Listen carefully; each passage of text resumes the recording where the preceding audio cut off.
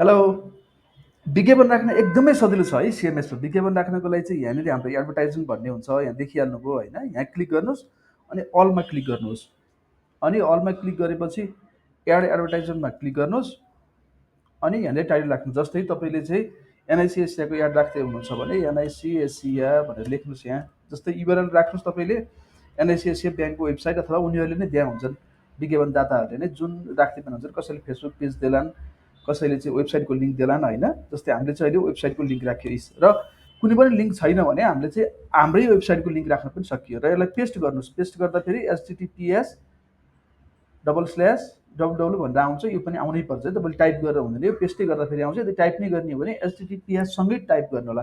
त्यसपछि विज्ञापन तपाईँको चाहिँ विज्ञापनको इमेज फाइललाई ब्राउज गर्नुहोस्, यसमा चुज गर्नुहोस्, भइहाल्छ। जस्तै मैले अहिलेलाई चाहिँ सिम्पली के राखिदिएँ भने यो राखिदिएँ मैले है। र क्याटेगोरी चुज गर्नुहोस्, टप हेडर, बिलो मिनु। तपाईँलाई मिनु भनेको चाहिँ नेभिगेसन सुरुको थाहा छँदैछ, ब्रेकिङ भन्ने ठुल्ठुला न्युज थाहा छँदैछ, अरू क्याटेगोरी नै छन्। जस्तै न्युज भन्दा तलको क्याटेगोरी, ताजा अपडेट भन्ने हाम्रो ब्लग छ, त्योभन्दा माथि राख्न पर्यो भने एवं ताजा अपडेट। यसरी गर्ने, यसरी हामीले चाहिँ दुईवटा नै गर्न सकिन्छ। र हामीले सबमिट गरिदिने बित्तिकै चाहिँ एड पब्लिस भइहाल्छ है त।